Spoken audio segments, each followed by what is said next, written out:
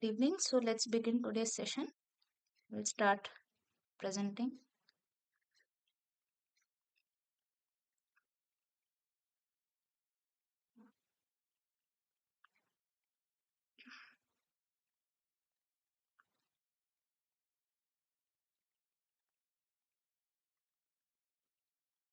So today we are going to we looked at cloning, and now what kind of system we are going to use for overexpressing any protein.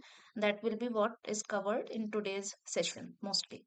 And then we'll look at some sample questions. Okay. Now, um, cloning vector versus expression vector. When we talk about a cloning vector, it is again a DNA fragment which can be stably maintained within a host cell. And definitely, cloning vector is used to introduce our gene of interest into the host cells. And also, we can obtain numerous copies of the insert via um, plasmid, like culturing the cells with the plasmid of our interest, like harboring the gene of our interest, as well as one can also do PCR to amplify the DNA fragment of our interest. Okay. Whereas in expression vector, what happens?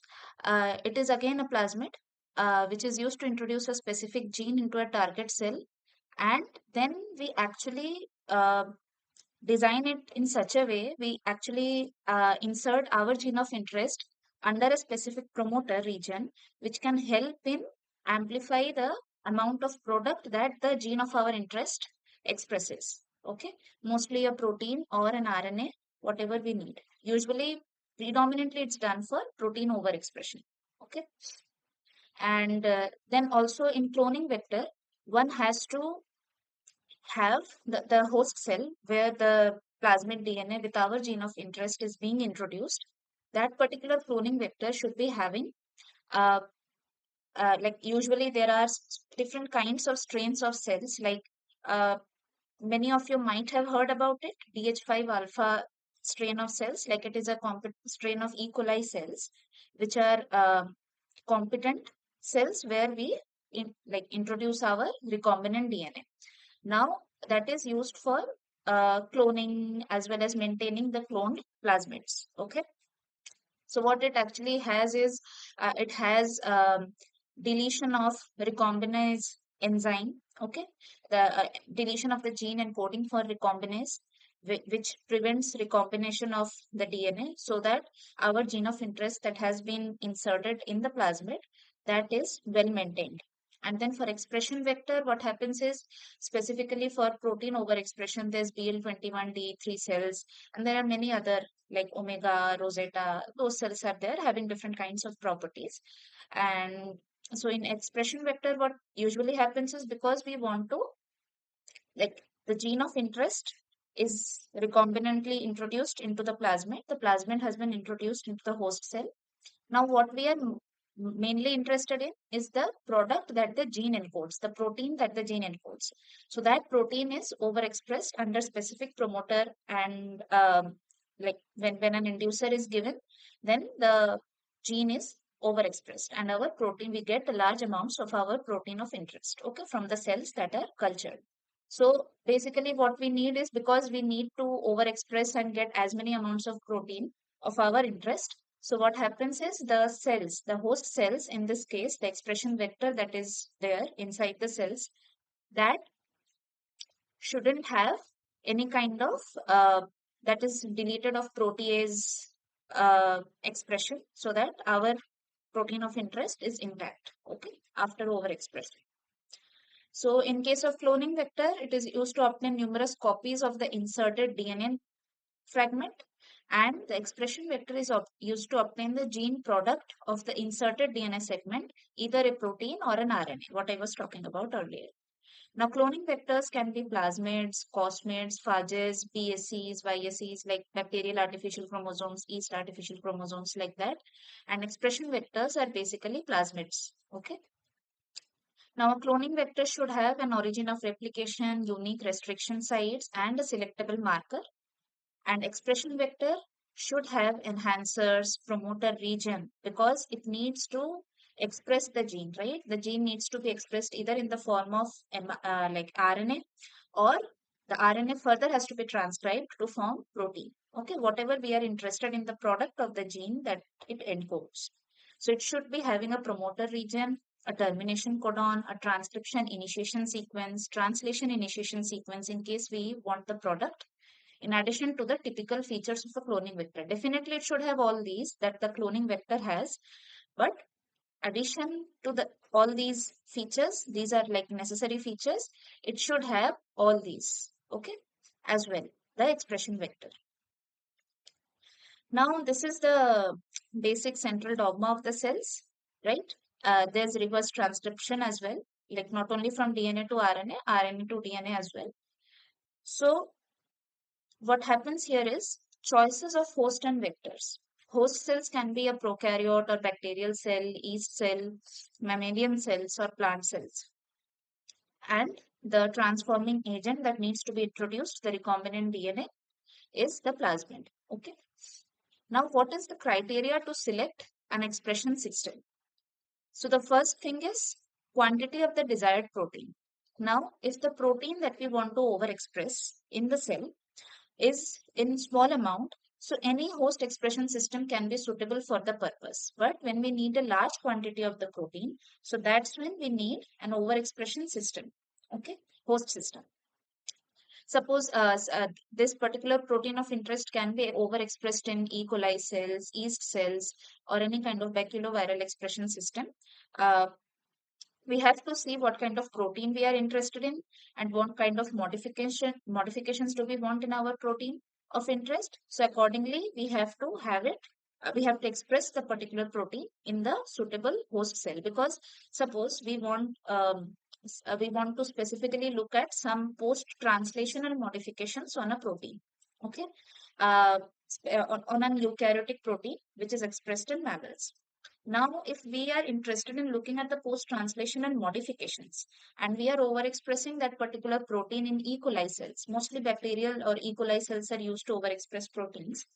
So what happens is the bacterial cell won't be able to introduce all those modifications, post-translational modifications on the protein, okay, that a mammalian cell harbors. Like if the protein is native to the mammalian cells, but we need to study the protein's post-translational modification, so that we won't be able to get it in an E. coli expression system. Okay, so we have to be careful as to what is our goal, like what do we really want to study, and accordingly we have to choose the expression system. Size of the protein also matters. E. coli expression system is definitely not preferred for larger protein sizes, but an eukaryotic expression system is more suitable. Because also the size of the protein matters, because definitely, see, when we are overexpressing a foreign protein, uh, people do that on a regular basis. Eukaryotic proteins are also overexpressed in bacterial cells or E. coli cells. So what happens is, if the size that is actually not a native protein to the bacterial cell system, right?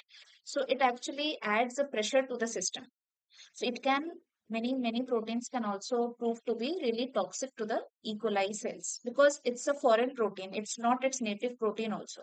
So there can be issues with its, like it can be toxic to the cell itself, or because the protein is too big, it might not be folded properly so that it becomes functional.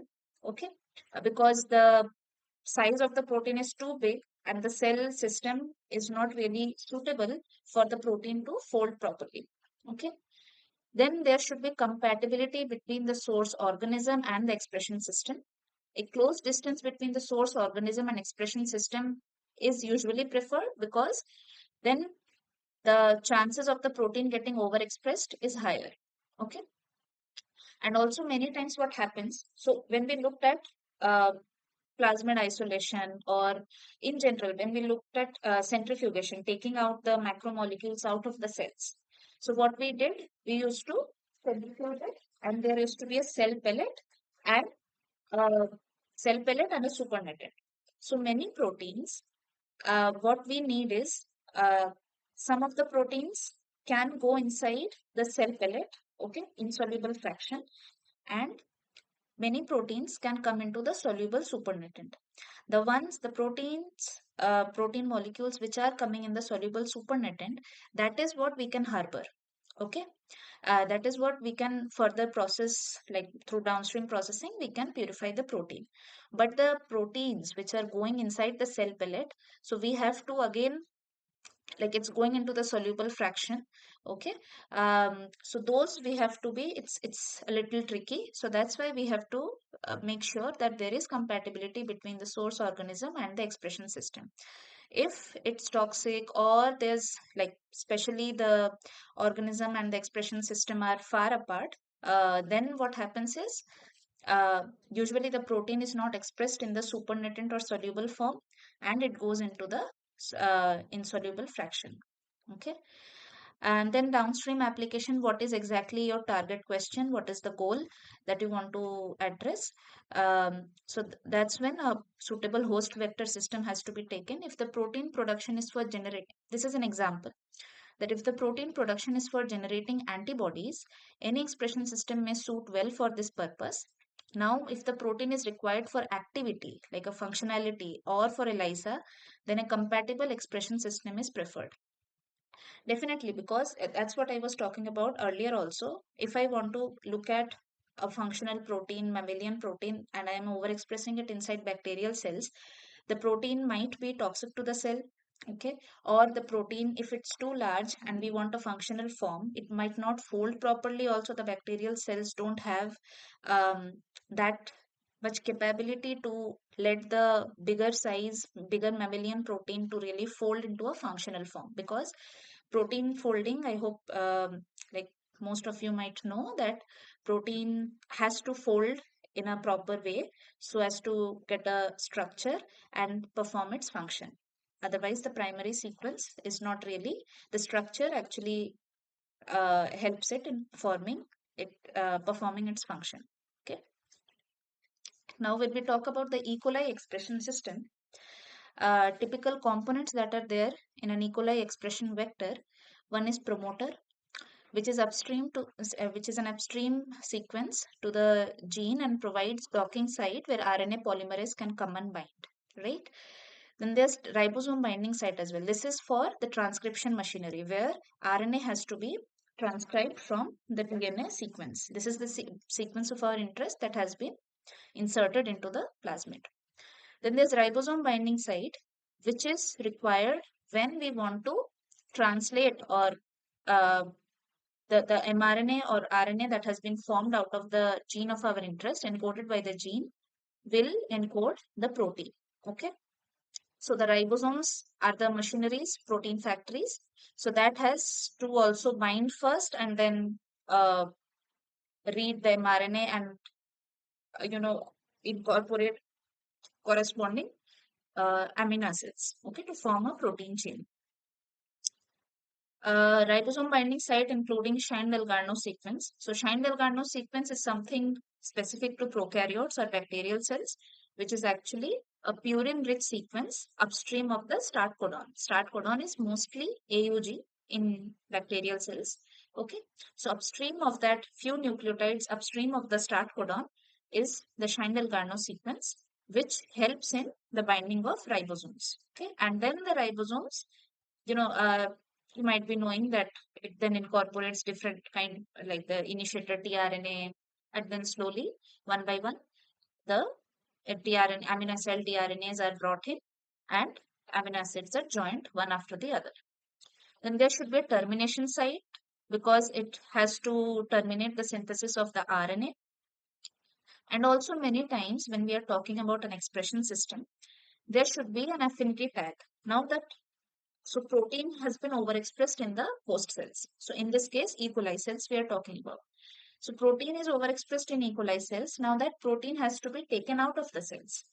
So it's a good idea if the protein, or that has been encoded, has an affinity tag. What happens here is, either it should be, now suppose you have a protein length, suppose an 18 or 20 amino acid peptide is there.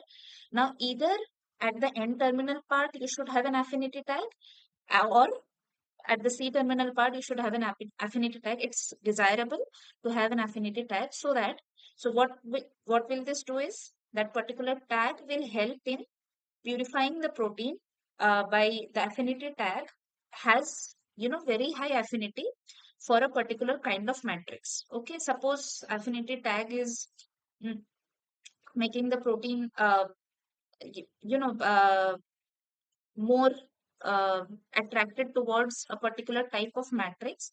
Suppose mostly many times histidine tags are 6 histidine residues are added to the protein residues like peptide chain. Okay.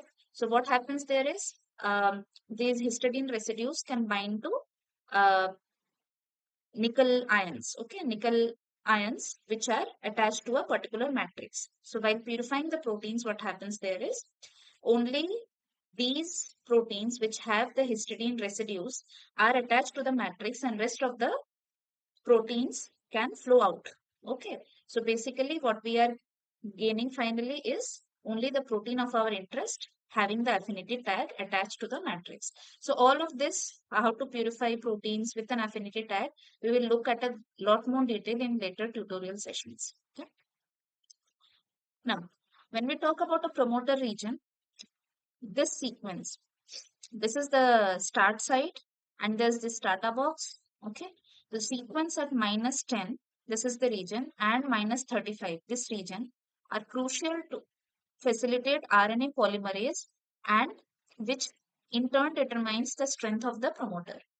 The nucleotide substitution in this region, -10 and -35 region, has been found to severely affect the turnover of RNA polymerase binding events, like it has affected the binding of RNA polymerase at the promoter region, okay, or as well as it has led to down regulation of transcription.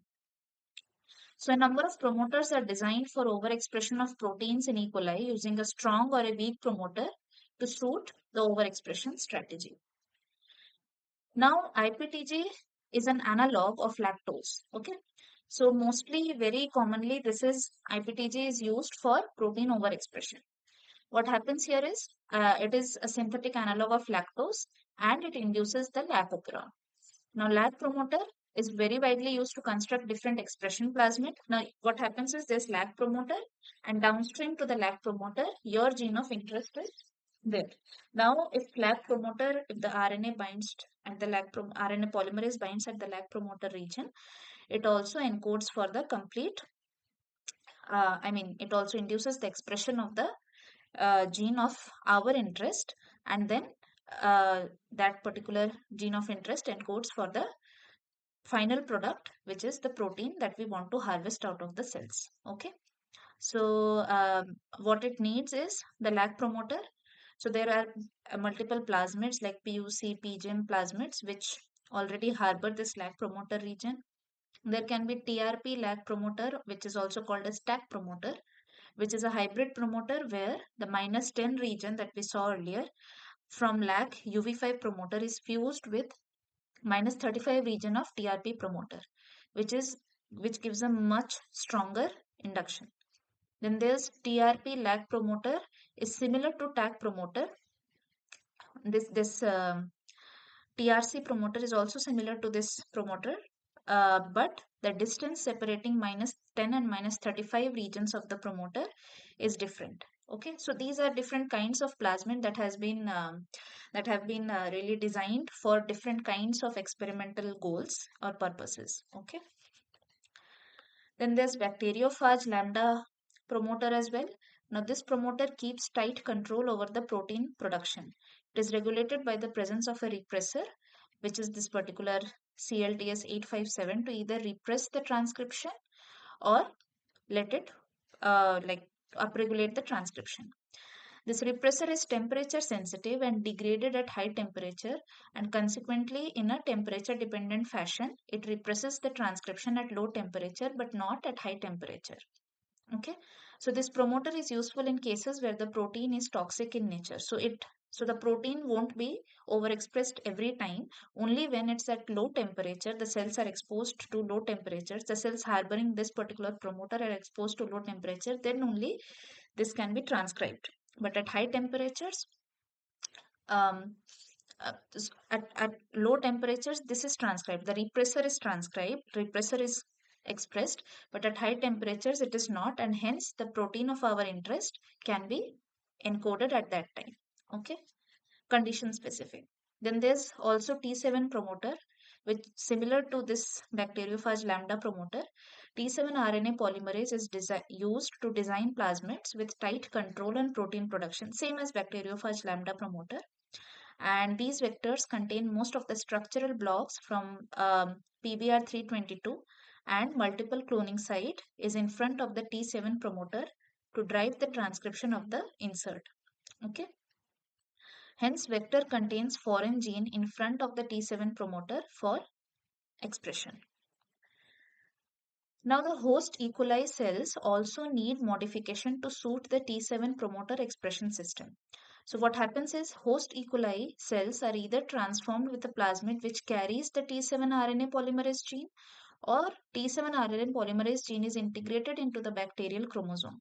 So, already there are certain strains of E. coli cells where T7 RNA polymerase gene is placed under the control of IPTG inducible promoter to tightly control the production of T7 RNA polymerase. Okay, so what happens is IPTG is an inducer of lac operon. So when the cell culture is induced with, or the growth medium is induced with IPTG, the inducer, which is IPTG here, binds the lac repressor, and hence the repressor no longer binds at the operator region of the uh, laxi gene, like lac operon, and hence the gene can be transcribed, right, and stimulate the production of T7 RNA polymerase using E. coli RNA polymerase, right? So what happens is T7 RNA polymerase then binds to the T7 promoter and drives the transcription of the target gene to eventually give a large amount of proteins. Okay. Now, there's one control mechanism in bacteriophage T7 promoter. What happens is, in general, uh, to actually prevent the leaky expression of the protein of our interest. Okay. So, what happens there is, um, the T7 RNA polymerase encoding gene is there, as well as there's T7 lysozyme encoding gene. What happens here is T7 lysozyme, when it binds to the T7 RNA polymerase stretch, it actually renders it inactive. Now, when upon IPTG induction, when there is enough amount of T7 RNA polymerase encoding, like when enough of T7 RNA polymerase is encoded, then the inhibition or repression by T7 lysozyme is compensated, and only the protein of our interest is encoded. So it actually prevents, has a tight control over the uh, overexpression of our protein of interest. Many times it is also like T7 lysozyme, the cells which harbor this particular um, gene is P-lyse cells. Okay. So usually in general BL21 is used. Also sometimes when we see that the protein is toxic to the cells, the protein of interest that we want to overexpress in the host cells is toxic to the host cells, then we have to prevent its leaky expression. So that's when very tight regulation on the control activity of T7 RNA polymerase is taken care of by this T7 lysozyme uh, protein. Okay. Now this is bacterial transformation we looked at. This is the recombinant DNA that is introduced into the host cells and it's transformed, and then it is selected out. Um, and what happens initially is, before actually producing proteins in larger quantities, first we have to check in small, like larger quantities, it can be liters and liters of bacterial cultures with having the recombinant DNA for overexpression of proteins of our interest. Now, before having such a large culture, we have to do overexpression optimization, where we have to check the conditions, check the temperature, check the induction parameters like IPTG induction parameters, under which our protein of interest is getting overexpressed and it is coming in the soluble supernatant fraction that I was talking about earlier. It shouldn't go in the cell pellet after centrifugation. Okay. And usually we looked at plasmid DNA, nucleic acids that we check on agarose gels. Similarly, we can check the proteins on SDS page gels, okay, which is polyacrylamide gel electrophoresis using SDS, which is a detergent. We will look at it in great detail in the later slides, okay. Now, first we have to test the overexpression, and then once we have the optimized conditions, optimized temperature conditions, optimized uh, inducer concentration of inducer IPTG uh, induction to be given, all those things are optimized, then we can scale it up and then isolate the protein and purify it. Okay. Now what happens in SDS page electrophoresis? So in SDS page electrophoresis, what we have is, usually we have a two like discontinuous buffer system where the running buffer is there and the gel matrix that is made here is different. Okay. And it has uh, two types of gel, like the matrix has two types of gels. One is stacking gel having a pH of 6.8. One is the resolving gel, the lower one, which has a pH of 8.8. In general, what happens is, whether in case of agarose gel or SDS page, what usually is the matrix is a mixture of macromolecules having different kinds of porosity. Okay. And these are the, suppose we are loading nucleic acids or proteins of our interest. So depending on the sizes, these molecules can move through the pores. Okay. And get separated. See, out of these pink, yellow, and green molecules, the pink ones are the smallest ones. So definitely they will move the fastest, whereas the largest yellow ones will have the will will have will move at the slowest pace, and hence will be um, concentrated at the upper parts of the gel matrix. Okay, so this is how the whole mixture or component that we load in the matrix can get separated. This is the same thing that happens in agarose gel as well.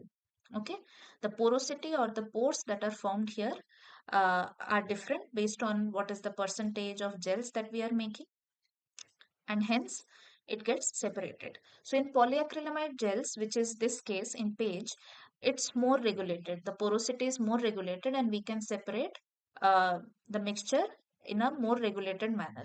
Okay, as compared to the nucleic acids, which are much larger in size, and hence it needs to have much larger pores as opposed to polyacrylamide gels. Polyacrylamide gels can also be used to separate nucleic acid complexes, ribonucleoprotein complexes, etc. So that's where, depending on what is your goal, what do you want to really resolve out and separate out, depending on that, one can run agarose gel, one can run polyacrylamide gels. There are composite gels also, which is a mixture of agarose as well as polyacrylamide in a certain ratio. Okay, but for these few slides, we will just look at SDS page or polyacrylamide gels for running mostly proteins. Okay, now how does it really work?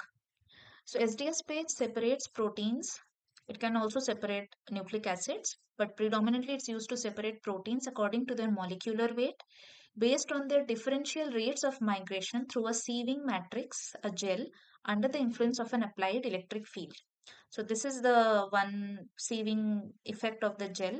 This is the porous matrix we are talking about, and there's this cathode and the anode, like negative to positive side. This is where the voltage is applied, electric field is applied, and the molecules can move through it. Okay, so what happens is, there is this SDS detergent, which is an anionic detergent which coats the protein molecules completely, rendering an overall negative charge. So that's what repels from the cathode here, gets repelled from the cathode here, and it starts moving towards the anode. Okay, so this is how the molecules move towards the anode, and but according to the differential sizes, hydrodynamic radius, it gets separated in this porous matrix. Okay. Now, movement of any charged species through electric field is determined by the net charge, its molecular radius, and what is the magnitude of the applied field, electric field. Now, what happens in case of proteins? They are natively folded, right? They have a three-dimensional structure I was talking about earlier. So neither their net charge nor the molecular radius is molecular weight dependent, right? It can vary a lot. So their net charge depends on the amino acid composition, because there are in like the amino acids, there are 20 naturally occurring amino acids. Now some of them are positively charged amino acids like lysine, right? Lysine, arginine, and some of them are negatively charged amino acids like aspartic acid, right? Glutamic acid. All these are negatively charged amino acids. Then there are they don't really have any net charge on them, but they are polar like serine, threonine, having an OH group, right? So there these the side chains of amino acids render the complete peptide chain or amino acid sequence a net charge, right? So the sum of positively and negatively charged amino acids in the protein chain or a peptide sequence and the molecular radius by the protein's tertiary structure gives it a net charge. Okay. Now not only these residues, not only positively negatively charged polar residues, polar amino acids are joined one after the other by peptide bond, right, forming an amino acid sequence. Now that is again due to the different kinds of charged residues or polar residues. The protein folds in a native form, right, to form a functional protein. Now that also depends that some of the residues might get hidden inside the folded form, or some of the polar residues can stick out of the protein at the surface, right? And some mostly which are hydrophobic residues, like how we looked at phenol chloroform extraction, when hydrophobic residues are moving out, flipping out, right? So in general, in a polar environment, hydrophobic residues are nicely, um, kind of protected from the polar environment, and polar residues are flipped out to interact with the polar environment. So it has a proper folded structure, right?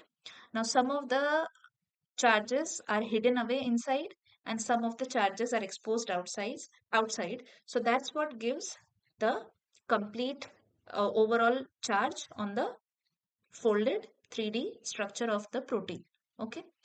So it doesn't have a unanimous uh, like unanimous charge distribution on proteins. It depends on what is the amino acid composition.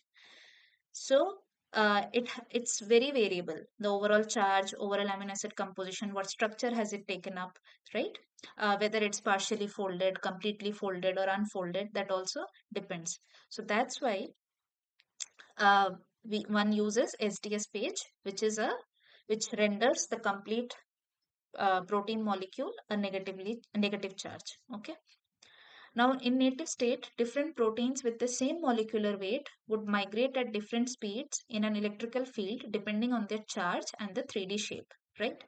And it's from negative to positive side. So, depending what the charge is in a natively folded protein, the migration will be different. Now, to separate proteins in an electric field based on their molecular weight only, what one has to do is destroy the tertiary structure by reducing the protein to a linear molecule, and one has to mask the intrinsic net charge of the protein. Okay. So this is where the SDS annealing detergent comes into picture. It is present in the sample buffer. So what also one does is, before loading the protein samples in an SDS page gel, what one does is one boils it at 95 degrees Celsius mostly. What it does is high temperature also denatures a protein's structure. Okay. So boiling as well as a reducing agent like uh, dithiotritol or beta mercaptoethanol, BME or DTT, These kinds of reducing agents are used to reduce the disulfide bonds, which breaks it down and disrupts the tertiary structure of proteins. So what happens is folded proteins are then linearized. Okay.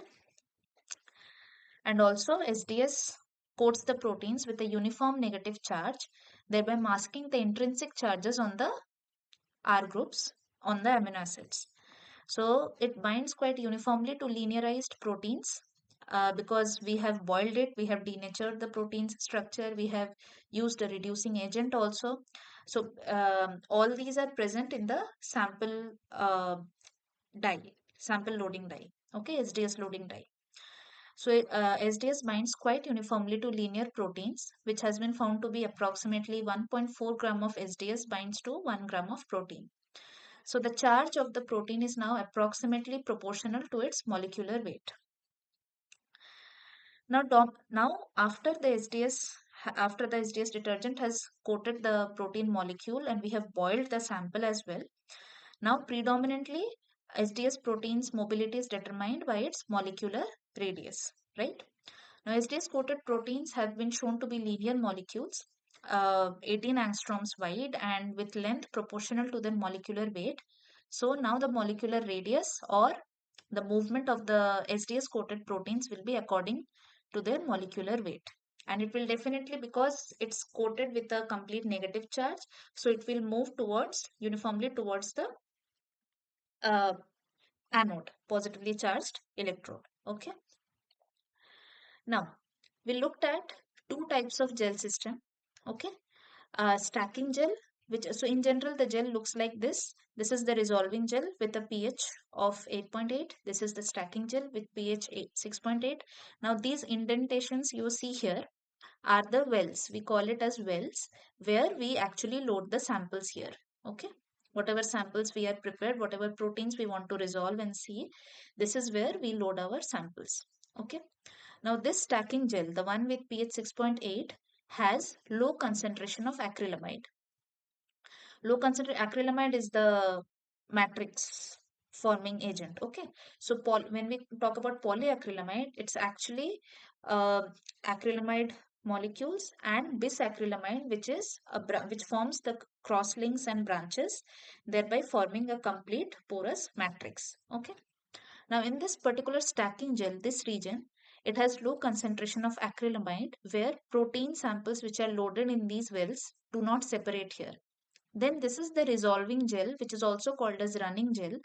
It has a higher concentration of acrylamide, which actually forms different pore sizes through which the proteins of our interest, whatever sample we have loaded, can actually separate out according to their molecular radius. Okay, and it can actually separate out or resolve finely like large sized molecules as well as small sized molecules or proteins. Okay, now stacking gel has a pH of 6.8. Now this pH actually plays a huge role in separating out the proteins. Now what happens here? So I talked about discontinuous buffer system. So these gels, the matrix are made up of a different buffer, and the running buffer is TGS buffer, which has tris buffer, which is for buffering capacity. At 8.3, it has glycine, amino acid, and SDS. Okay, the running buffer has this composition. Now, any amino acid, I hope you guys know about Zwitter ion or isoelectric point of an amino acid. Now, where the amino acid has a neutral charge. There is no net charge for the amino acid, and when it is moving in an electric field, it won't move elsewhere. Okay. Now, what happens here is, so if I zoom here, huh. Now this is glycine is the simplest amino acid. So this is the basic um body of an amino acid, like the framework of an amino acid. C alpha carbon, COH group, carboxyl group, and this is the amino terminal, right? NH2 group is there, and one CH, and there is this R group. In case of glycine, this R group is H here. Okay. Now what happens here is either this N can donate a lone pair and form NH3 plus positively charged, giving it a positive charge, or based on the surrounding medium's pH, it can also give off uh, the H minus here, thereby forming the COO minus, giving a negative charge here. Now, when the pH of the surrounding medium is low, that means the pH is acidic and it has abundant amount of H plus ions. When the pH is acidic, we have higher amount of H plus ions, right? So if the H plus ions are higher, H plus ions are higher in concentration, what happens is this NH2 with the lone pair can easily donate and accept one H plus there, and then thereby forming an H3 plus. So the complete charge on this amino acid, this is we are talking about glycine.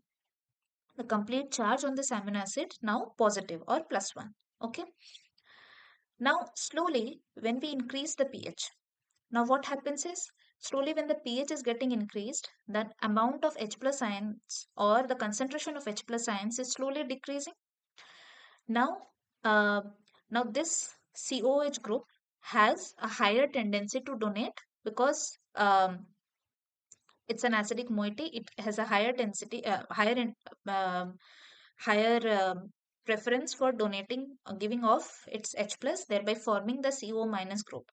Now, as the H plus ions increase, concentration of H plus ions in the surrounding medium increase or the pH increases, the H plus is removed, thereby giving it CO minus charge. But when we look at the complete amino acid moiety, it already has NH3 plus, right? And CO minus. So what is the net charge here? Now minus 1 and plus 1 negating each other, giving it a net 0 charge. This is what is called a Zwitter ion when the amino acid has a net 0, no, like no net charge on it. And so when this particular, like individually we do see charged regions here, but overall net charge is 0. And so if this particular Zwitter ion is placed in an electric field, it won't be moving either towards the positive charge or negatively charged cathode, right? Because it has no net charge, right? Now when we further increase the pH, now the H plus ions are too less, right, in the surrounding medium. Eventually the H plus that was there uh, here with the NH3 plus group, now that eventually is given off, thereby having the lone pair on the N atom, and predominantly the amino acid is now negatively charged, right? So, uh, so there are, when we talk about glycine being the simplest amino acid, it has three charged states. One is plus 1 at lower pH. Slowly when the pH increases, it has a zwitterionic state with no net charge, and at very high pH, it has a negative charge, right? So this is what is actually used in case of SDS paint gel. So when the pH is 6.8, if you see that this switch from positive charge to zwitterionic no net charge residue, the pH here is 2.3. And when it switches from a no net charge residue to a negatively charged residue, the pH is 9.6. So when the pH is 6.8 in the stacking area, glycine switches predominantly to the zwitterionic or neutrally charged state, this state, when there's NH3 plus as well as CO minus. Okay. So what happens here is there's no net charge, which causes the glycine ions to move very slowly in the electric field, right? Because there would be no net force experienced by this amino acid, zwitterionic glycine, in the electric field. Now what happens is this tris chloride buffer. Okay. So what happens is this tris chloride buffer, the chloride ions from the buffer move much more quickly in the electric field. Definitely because we saw that it is moving from negative to positive, right? The negatively charged electrode to positively charged electrode. So what happens is chloride ions being negatively charged move much quickly in the electric field. It tries to move towards the positively charged anode.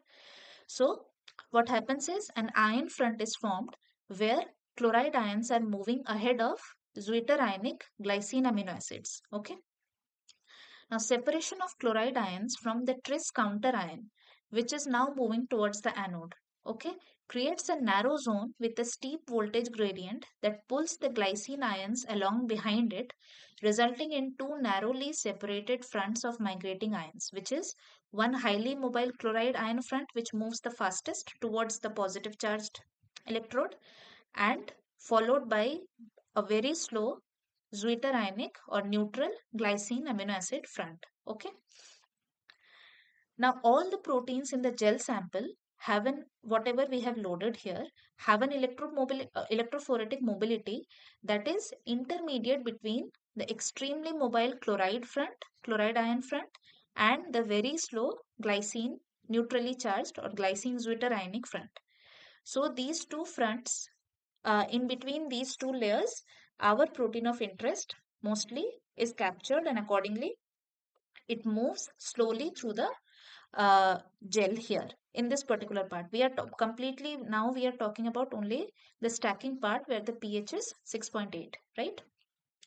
Now two fronts sweep through the sample well, and proteins are concentrated in the narrow zone between the chloride and glycine fronts. All this is happening here in this particular zone, stacking zone. Okay. Next, the procession carries on until it hits the running gel here, this one, where the pH is 8.8. Now, as the pH is 8.8, it is increased. What happens here is glycine molecules are mostly negatively charged. As we saw that the NH3 plus now becomes NH2, and the amino acid is predominantly negatively charged, right? Now the pH switches to 8.8. Glycine molecules are mostly negatively charged. So now the mobility of the glycine molecules will be increased as compared to the case when it was neutrally charged or in its zwitterionic form. Now these negatively charged glycine molecules migrate much faster than the proteins towards the positively charged electrode. Now glycine front actually accelerates past the proteins now, and proteins are dumped in a very narrow band at the interface of the stacking and running gels. So what happens here is at this interface, now the proteins are dumped. Initially, like a neutral glycine, very fast chloride ions, and in between our protein of interest was concentrated. Now, as soon as the glycine ions get 8.8 pH, it becomes negatively charged. It was very slow initially, and suddenly, after becoming negatively charged, it gains very higher mobility. And what happens is, as soon as it at this interface, it runs past the protein zone, and the proteins are kind of dumped at a very narrow zone at this portion, and then the proteins start resolving according to the porous matrix, which has a high acrylamide concentration. So running gel or resolving gel has increased acrylamide concentration. It slows the protein movement according to their size, and separation or resolving of the protein bands begins. So why are we really using the stacking gel here? Now the gel wells that we saw here, gel wells means these ones where the samples are getting loaded. These are approximately 1 centimeter deep. So we have to substantially fill them to get enough protein on the gel, so that we are detectable amounts of protein on the gel. Now if we aren't having a stacking gel here, now the sample would sit on top of the running gel simply as a band of up to 1 centimeter depth, right? Now, rather than being lined up together and hitting the running gel together, proteins would all enter the running gel or resolving gel at different times, resulting in very smeared bands, right? It's almost like a race. So we are like how in case of runners during a race, what happens is all the runners are at the same starting point, right? So that is what is happening here in case of stacking gel, that it is helping to stack the protein at the same front at the interface of the stacking and resolving gel, so that all the proteins are starting from the same point and then start getting resolved. Okay. Stacking gel also ensures that all of the proteins arrive at the running gel at the same time point, or at the same time. So the proteins of the same molecular weight will migrate as tight bands. Okay. Now one well sample is getting inside the resolving gel at some other point. It has already started resolving, and by that time the other sample in some other well hasn't yet reached the resolving gel, that will lead to discrepancy in the result that we finally get. Okay, so that's what this stacking gel is ensuring, that all the proteins arrive at the or start resolving at the same point. Okay, now there can be different kinds of percentages of gels which are used to resolve different molecular weights, like 50 to 500 kDa proteins require much lesser um, acrylamide percentage. So the lesser acrylamide percentage means less amount of cross-linking agents are there. Okay, so that means pores that are formed are much higher in size, bigger, like as in bigger in size. So what happens is, if the pores are bigger in size, then the larger molecular weight proteins can easily move through it. Now, when we know that our mixture of proteins actually also has very small molecular weight proteins, very small sized molecules, so then we need very tightly regulated pores, right? So, a high concentration of acrylamide, like 15% acrylamide, is used to resolve very low sized protein molecules, so that the pore size is much more regulated. There's more cross linking, pore sizes are smaller as compare, like much smaller, so that we can actually separate, the smaller proteins can actually move through the pores and separate out properly from the much larger molecules, protein molecules. Okay, now, what are the different factors that can affect protein synthesis in E. coli cells when we talk about E. coli expression system or E. coli host expression system? One is translation efficiency.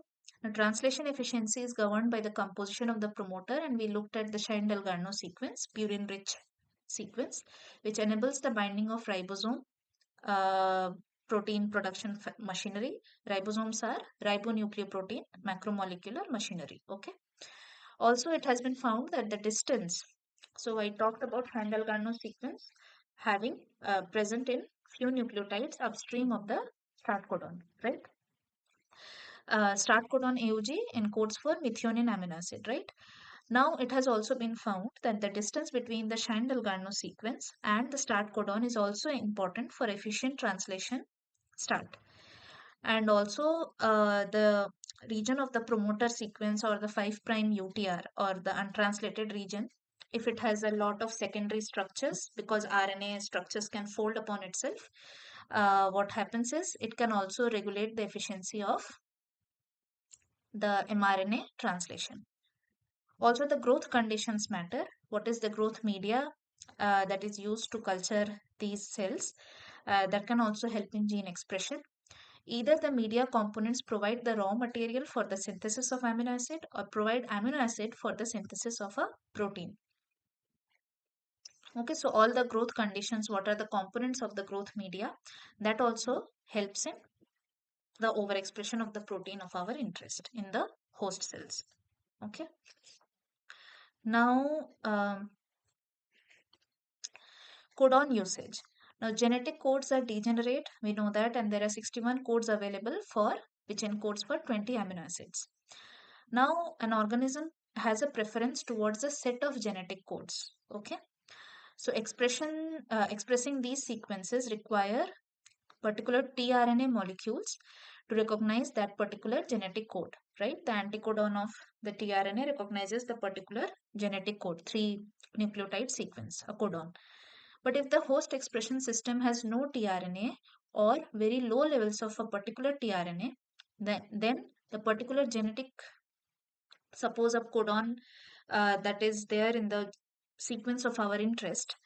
Now, the tRNAs that will read those codons are either not available in the host expressions, like host cells, or the host cell encodes for a very low level of the particular tRNA that will read those codons. Then there will be either a delay or low level of synthesis of that particular amino acid. Okay, so hence the protein that we want to really overexpress in the host cells will be much lesser in amount. Okay, so all of this we have to keep in mind while overexpressing a protein. Now, expression of a fusion protein in E. coli. What happens here is, um, when the advantages of fusion protein is easy purification. And what happens is we actually have a fragment. Our protein of interest is suppose 20 kDa, 20 amino acid long, suppose. But we actually add few more another protein or peptide of a particular length, so as to uh, which we know is suppose which adds solubility to the protein of our interest. Now the protein which was without this fusion tag, without this fusion protein, was going in the insoluble cell pellet, but after adding that particular tag or a fusion protein, it is coming in the supernatant or the soluble fraction. So that makes it easier for purifying the protein of our interest.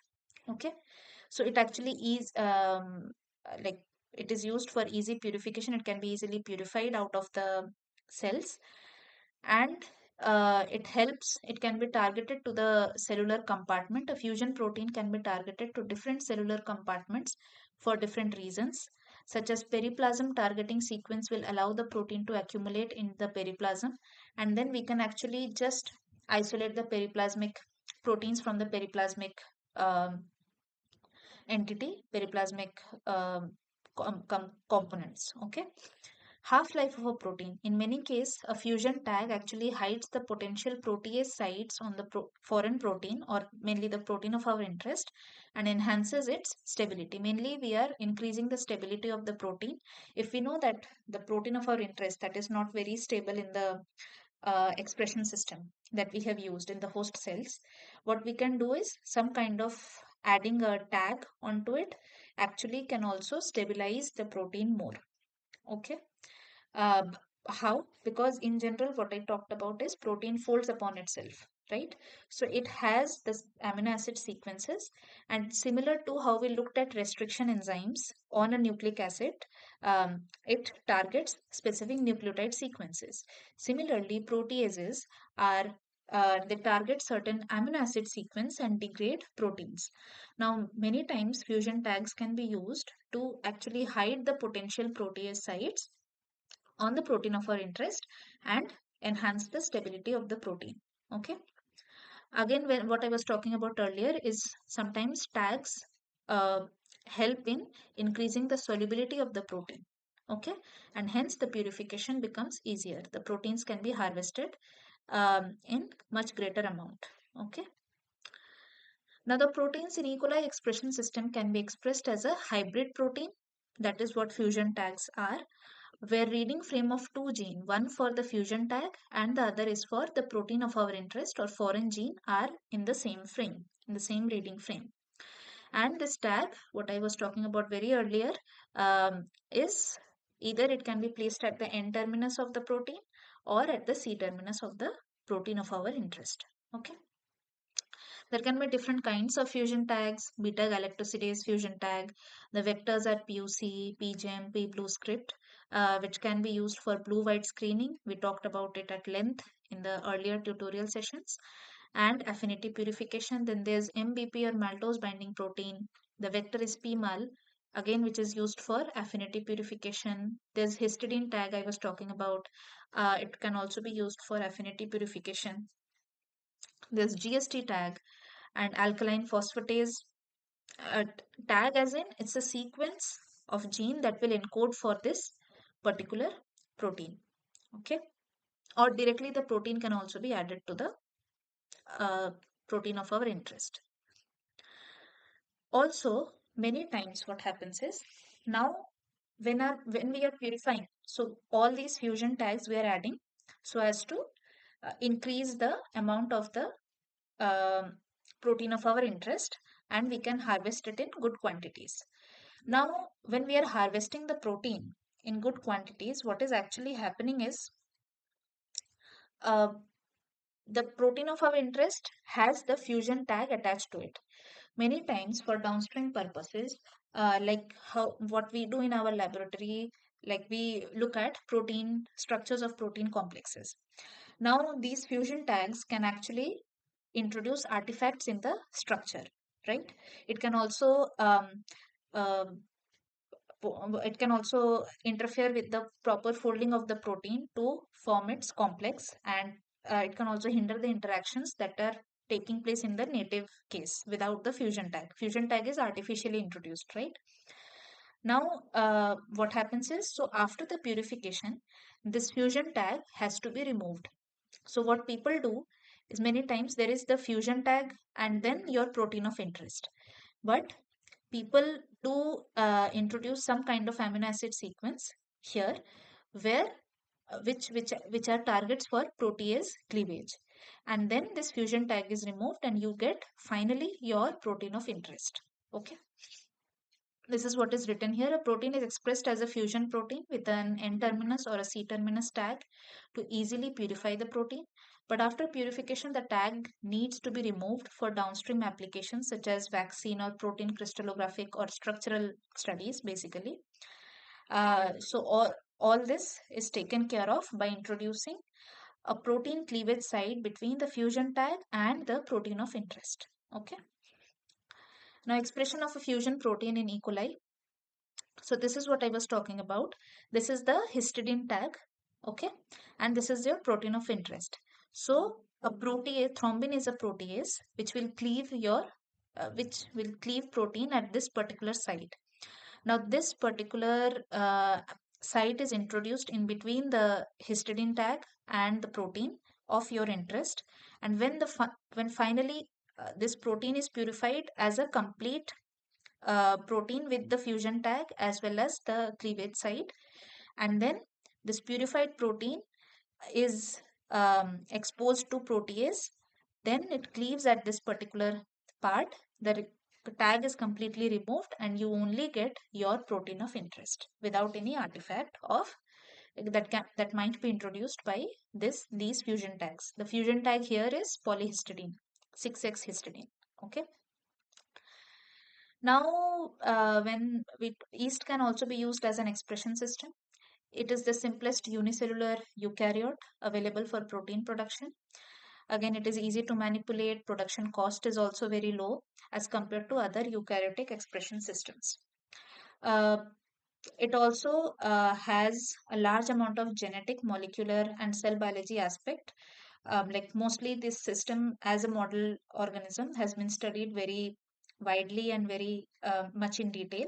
So that's why one can play around with the genetic sequence, with the genome of the yeast, and this can be helped. This can be a great help in overexpressing the protein of our interest. Okay. Now, there are certain species uh, of yeasts which are non-methylotrophic. These species don't have the ability to utilize one carbon compounds like methanol, okay, like CH3OH. But it is able to utilize other carbon sources like glucose, lactose, maltose, starch, and alkane. Example of such type of yeast cells are Saccharomyces cerevisiae, K. lactase, Y. lipolytica, and these strains are mostly used for fermentation to produce alcohol. And major advantage of non-methylotrophic class is better understanding of molecular biology, biochemistry, and fermentation technology. Okay. There are methylotrophic yeasts as well, which has the ability to utilize one carbon compounds like methanol as carbon as a source of energy. And these strains have a high level of methanol oxidizing enzyme, which allows it to um, be very strong and grow in high density. And some examples are um, Angusta, P. pasteurus, C. boydini. All these are different examples of methylotrophic yeasts. Now, while transformation in yeast overexpression system or yeast expression system, lithium acetate and electroporation are the most popular methods, and vector and selection. Transformants are selected either using an auxotroph marker. We looked at URA3 in the previous tutorial video, or antibiotic resistance like hygromycin G418 antibiotics. So yeast cells are naturally sensitive to hygromycin B. We are talking about antibiotic resistance here. By incorporating a plasmid carrying the hygromycin resistance gene, the gene is HPH, we can select for the transformed yeast cells that survive in the presence of this antibiotic. We are talking about hygromycin. So also typically the concentration to grow yeast cells on agar plates, um, uh, like harboring hygromycin resistance gene, is approximately 200 microgram per ml. It should be sufficient to select out the transformants from the non-transformants. Okay, we are talking about yeast cells. And G418, which is also called geneticin, is also an antibiotic. It is an aminoglycoside antibiotic against yeast cells. It is produced by Micromonospora, and it actually blocks the polypeptide synthesis by inhibiting the elongation step in both prokaryotic and eukaryotic cells.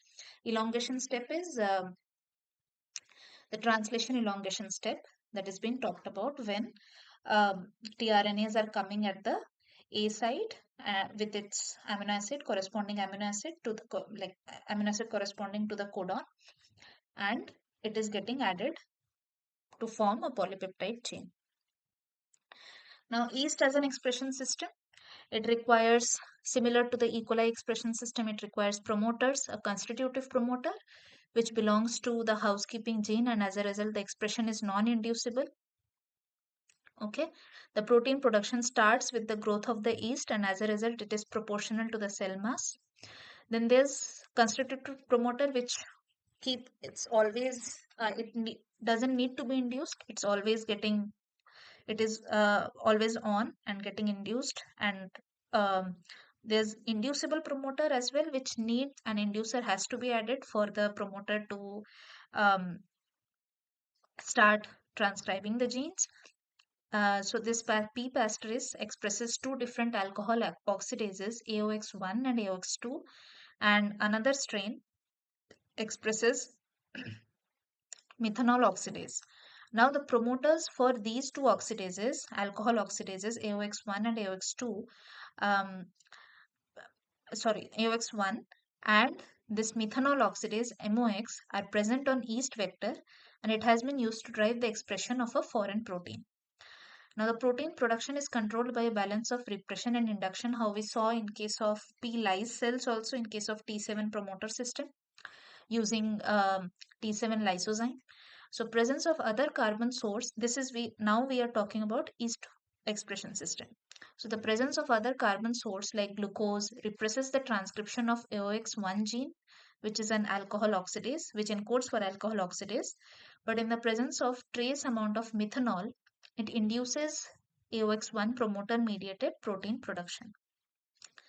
So this is the different kinds of promoter, the constitutive ones and the inducible ones in both the methylotrophic and non-methylotrophic yeast strains. Now there are cytoplasmic targeted proteins. The expression of protein targeted to the cytoplasm is very high, but the recovery is very difficult because the yeast cell wall is really hard, and high pressure homogenization is used to abrupt the cell wall, disrupt and break open the cell wall. And there are secreted proteins, protein tagged with any secretory signal such as alpha mating factor signal target the protein in the secretory pathway. So the signal peptide is processed and appear in the culture media. So in now the media can be used for downstream application to harvest the secreted protein of our interest. Okay. Now, irrespective of the pathway chosen, the protein expression protocol in yeast has multiple steps. Similar to bacterial expression system, the yeast cells have to be transformed with the recombinant DNA, inoculated and grown, and then uh, first the overexpression of the protein has to be checked or optimized, and then it has to be grown in scaled up and grown in large cultures, and then centrifuged to get the protein of our interest. I mean, the protein of our interest, the protein has to come out of the cells, and then the complete cell extract has to be purified further to only get the protein of our interest out of that. So that protein purification will be covered in the next tutorial sessions. Okay. This is what it's written here. You are inoculating the transformed cells. You allow the culture to grow up to certain OD values and then induce the culture with methanol to induce the promoter like AOX1.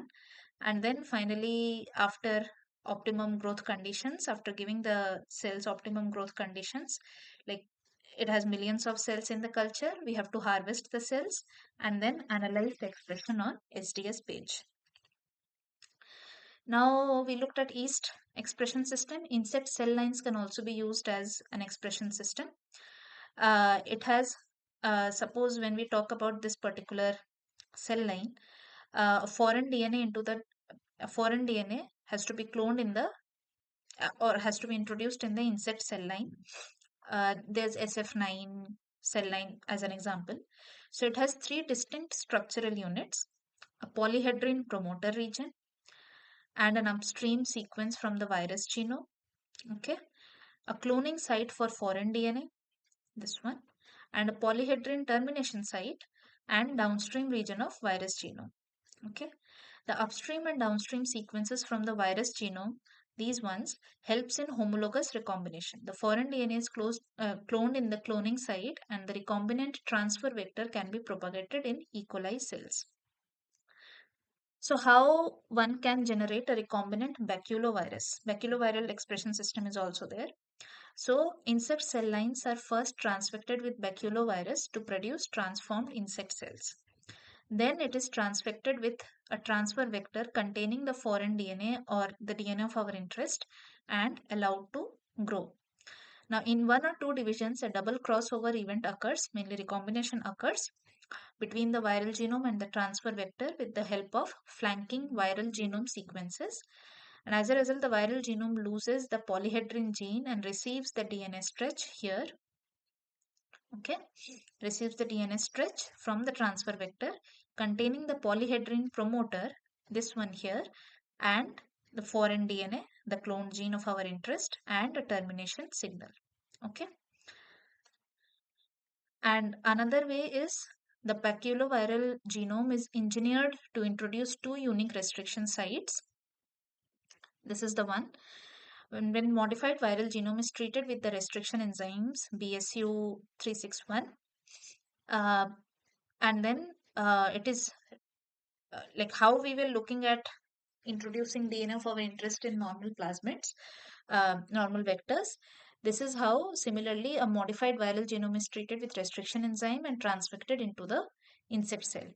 Okay, and our gene of interest is incorporated. And then how do we really screen a recombinant baculovirus?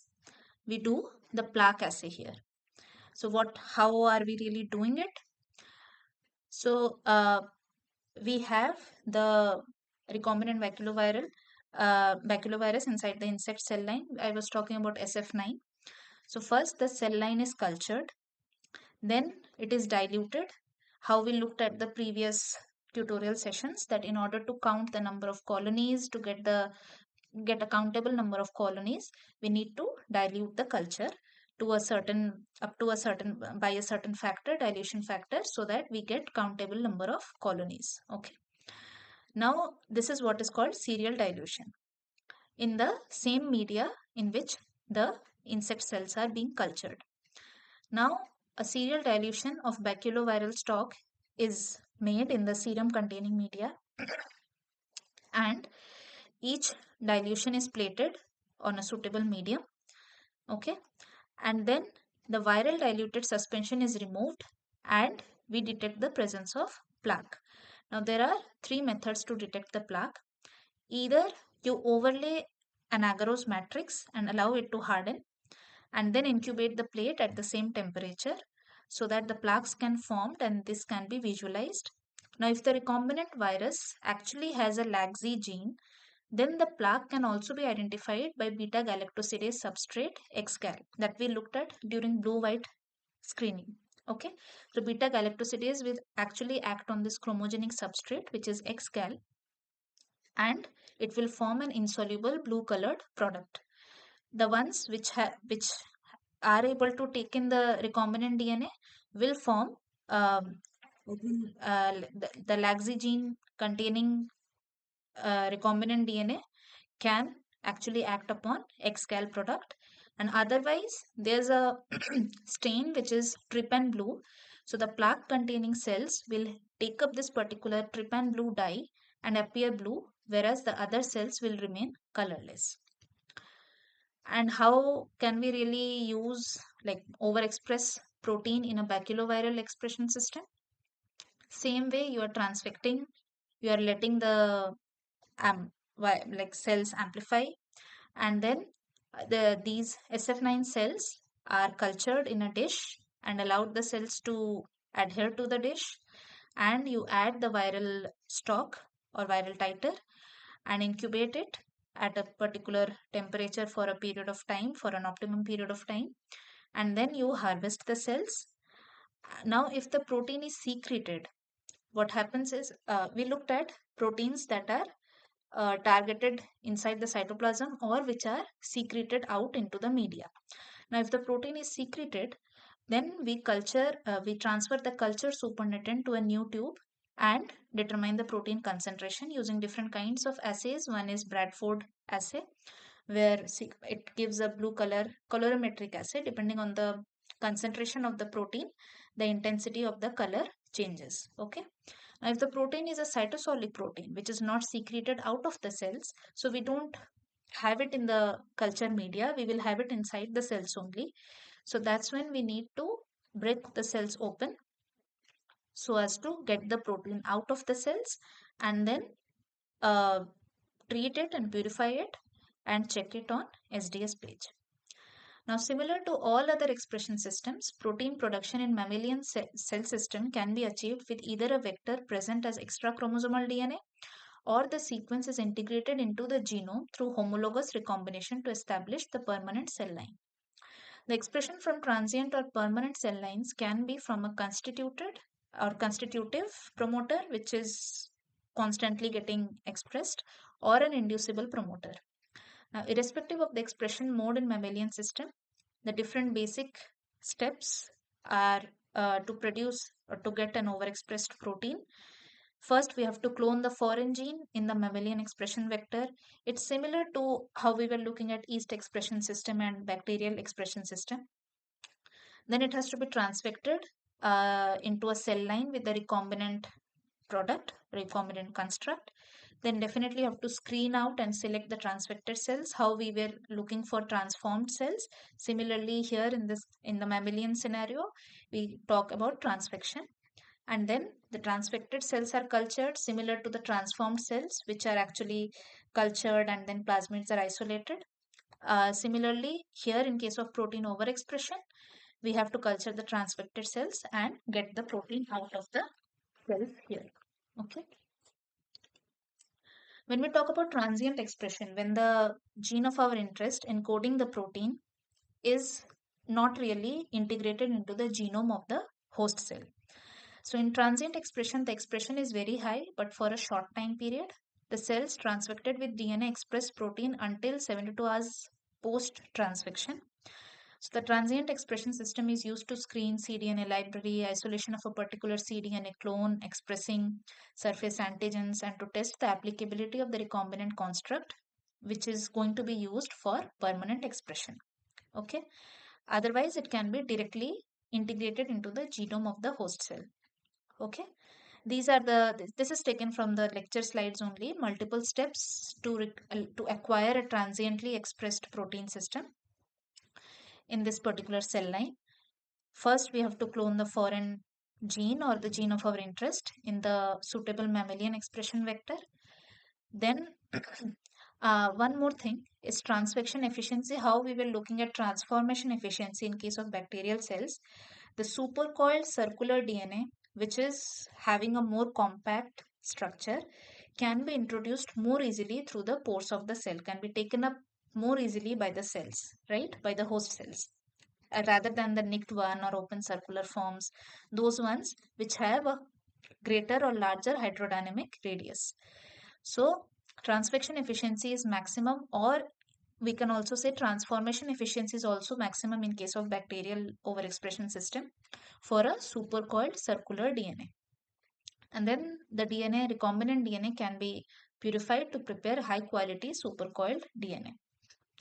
Now, these cells, these host cells, this is a host cell we are talking about, these are cultured in a suitable media and then treated with different kinds of um, mainly serum, so that we have an appropriate or good quantity of cells on the dish in which these expression host cells are grown or cultured.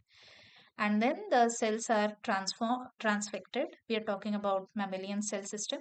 So it is transfected with the recombinant DNA using a transfection agent.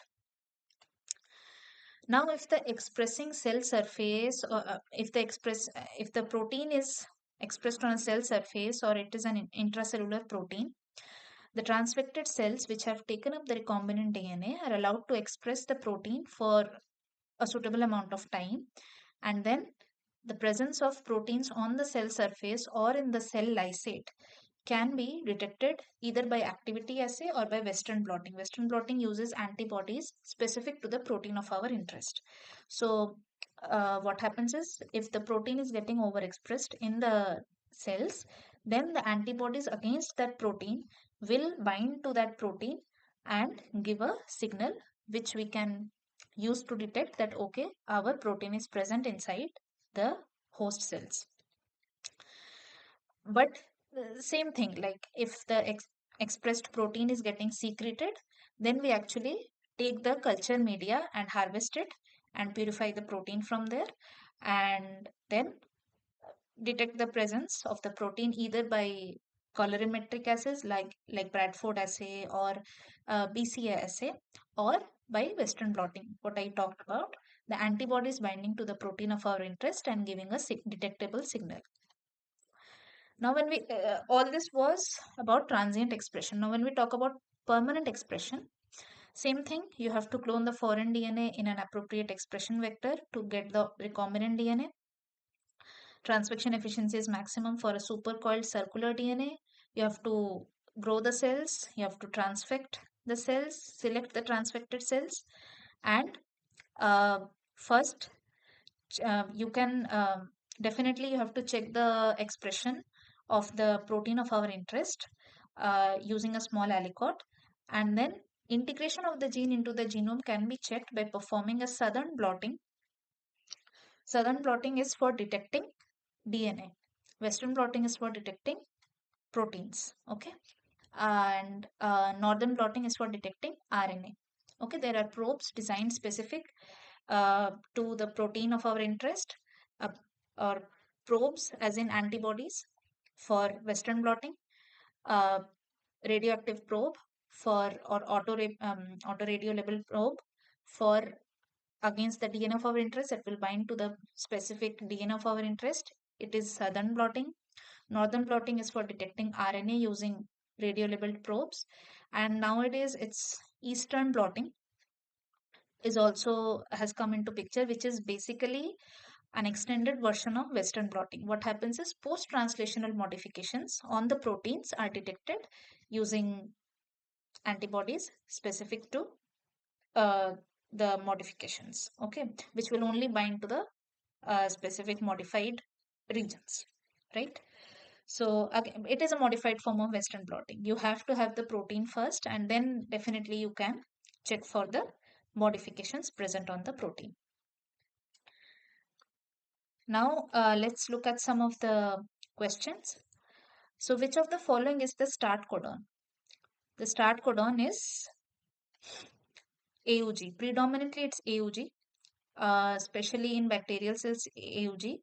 But also, there are other start codons like GUG, UUG, which are much less than 20%, uh, like much less prevalent, like less than 20%, far less than 20%.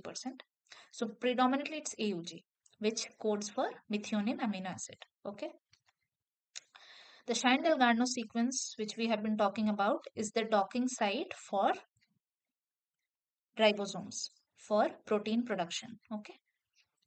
Option B, ribosome. The P-lyse S plasmid encodes for, we looked at the tight control of leaky expression of proteins in P-lyse cells, like P lyse plasmid containing cells. So what it encodes for is a repressor which binds to the T7 RNA, like T7 promoter region, T7 RNA polymerase encoding region. So the option is T7 lysozyme. Option B. Now the cleavage between asparagine and proline is carried, this amino acid region is carried out by which kind of protease? So these are the different reagents. So we were talking about cleaving the fusion tag out of the, like from the protein of our interest after purification. So there are different kinds of reagents as well as proteases which cleave at these particular sites, cleavage sites. So ASN and proline, this is the in between this peptide bond is cleaved by this particular reagent hydroxylamine. So the answer is option B. Okay. Now, which of the following is an example of methylotrophic yeast? We looked at methylotrophic and non-methylotrophic. Methylotrophic can actually use one carbon compounds as an energy source. Okay. So the option is option C. All these three were non-methylotrophic ones, which can use glucose, lactose, etc. as a energy source or carbon source, but one carbon compounds it can't use for a source of energy. Okay. Which of the following is a constitutive promoter in yeast expression system? We looked at alcohol oxidase encoding genes and methanol oxidase encoding genes. So the constitutive promoter, these are alcohol oxidase ones, and this is methanol oxidase one. But the one which is, so these are inducible promoters, but the constitutive promoter which doesn't need to be induced, it's always expressed in yeast expression system, it's GAPDH, option A. Blue-white screening in baculoviral vectors can be facilitated by, this is very evident, LAC-Z gene, which encodes for beta-galactosidase. Beta-galactosidase acts on a chromogenic product and breaks it down to form an insoluble blue-colored product. So option C, LAC-Z gene. Not only baculoviral vectors, we looked at alpha complementation assays in bacterial cells as well. There also blue-white screening is brought about by LAC-Z gene. Okay. One thing, there is this alpha factor, which is a 13 amino acid pheromone secreted by yeast cells, Saccharomyces cerevisiae. It binds to this particular factor, STE2P, a 7 transmembrane G protein coupled receptor present on this particular cells, and once the alpha factor binds to this G protein coupled receptor, it activates a signal transduction pathway which is then used for conjugation and mating of yeast cells. Okay. So the question next is, in yeast, the tagging of a protein with the alpha mating factor helps in, what does it help in? It actually helps in option C, secretion of the recombinant protein. Okay. And then if this recombinant protein is getting secreted, one can actually harvest the protein from the culture medium in which the yeast cells are being grown. We talked about transfection efficiency is maximum for which form of DNA? It will be option B, the supercoiled DNA. Also, there are these cell lines which have different kinds of origin. Mammalian cell cultures like HeLa cells, which is a cancerous cell line taken from the cervix of a cancer patient. Then HEK293 cell lines, which their source of origin is kidney. And then there are fibroblast cells, ovarian cell lines like CHO. So the next question is, the J774A.1 cell line is derived from which type of tissue or organ? The answer is macrophages. And which of the following cell line is derived from the ovary of Chinese hamster? This is CHO. This is an ovarian cell line. Option C. The NINTA column can be used to purify a protein with a dash tag. So I talked about polyhistidine fusion tags, affinity tags on a protein which binds to NINTA attached to the matrix. Okay, the histidine amino acid binds very tightly to NINTA like molecules present on the matrix. Okay, so the correct option is histidine tag. Okay, polyhistidine tag. A polyhedrin promoter is found in which of the following vectors? All these are bacterial vectors, right? So we looked at the insect cell lines used as an expression system. So the option is option C, baculoviral vector system. The inducible promoter MOX can be used in which of the following host expression system? So these were the examples, right? We looked at constitutive promoter in one of the previous questions, which was GAPDH, but um these two different oxidases, alcohol oxidases and methanol oxidase, all these are all these harbor inducible promoter, and like the non-methyl, these are this also we showed in the previous slide, where this shows the constitutive and inducible promoters in two strains of yeast expression systems. So the question asks, the inducible promoter MOX can be used in which of the following host expression system? So the answer is here H, polymorpha, option B. Okay. Now inducible expression system, what happens is in inducible expression system it is useful for the expression of a toxic protein. Sorry, what? Uh, can you please be a little louder?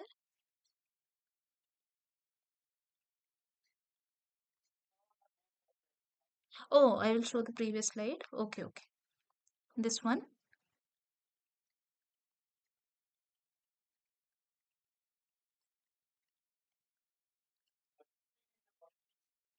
What?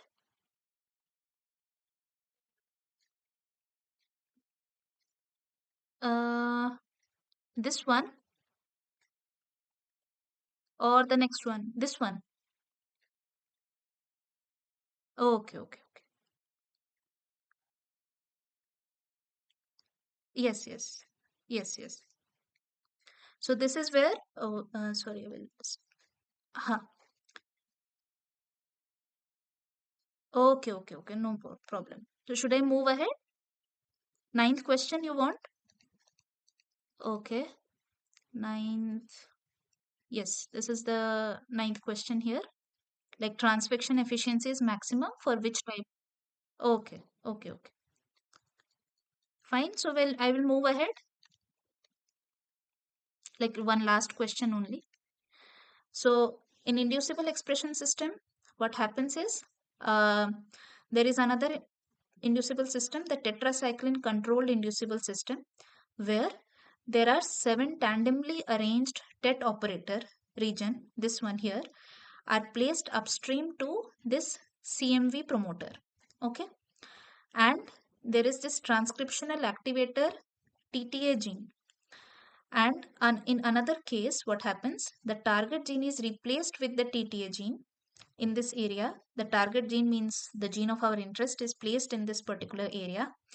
And uh, in the presence of tetracycline, the binding of TTA is blocked to the tetracycline operator here, and it causes low expression of TTA and target gene.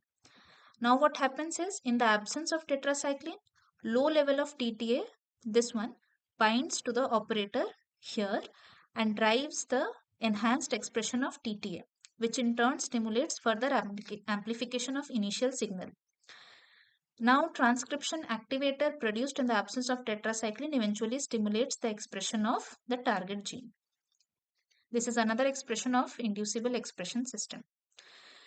The induction of the next question is actually based on this concept. The induction of a protein in a tetracycline controlled inducible system is achieved by growing the transfected cells in which type of culture medium? So the answer is tetracycline deficient medium, because in the absence of tetracycline, the transcription activator can be produced and it can stimulate the expression of the target gene. But when the tetracycline is present, the TTA is blocked at the tetracycline operator and low level of gene expression happens. So when tetracycline is absent, we can actually uh, induce this inducible system properly. So the option is tetracycline deficient medium. Okay. So with this, uh, we end today's session. So we'll meet again on next Saturday. Okay. Uh, can you repeat again? Maybe I should check. Show previous slide. You want to?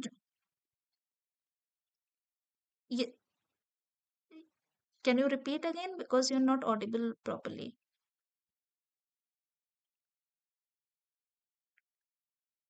Can I show this one? Fourth question. Okay. Let's see. This was fifth. This is the fourth question. Okay.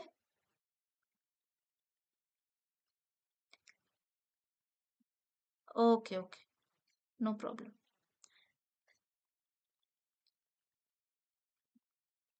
Okay. Thank you for joining. I will end the session now. Yeah. No problem.